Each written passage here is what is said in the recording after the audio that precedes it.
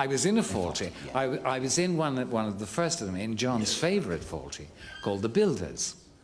And he did that with an audience. He doesn't like the idea of an audience. I mean, you know, sort of, hope that wasn't insulted. But John likes the idea of doing it straight without the audience. But the BBC insisted.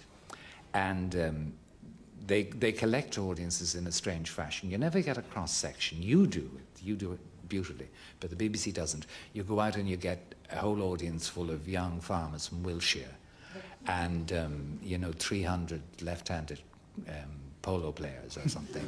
And you don't get a cross-section. But yes, clubs and old ladies and deaf people and that. And so on. But anyway, on this particular occasion, we thought the show was hilarious. We fell around when we were rehearsing. We thought it was marvellous.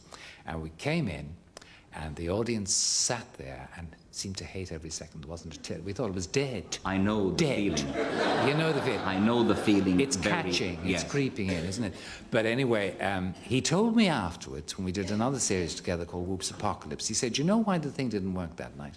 He said the BBC went off to a travel agency, and he said there were 2 coachloads of visitors, tourists from Iceland in.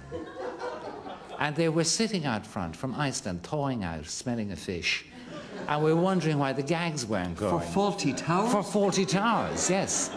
They didn't want to be there. They wanted to be down in Soho, of course, you see. But in fact, the show worked. It must have been double Swahili to them. It was like something else, yes. That's interesting that you actually played to a live audience. Very interesting.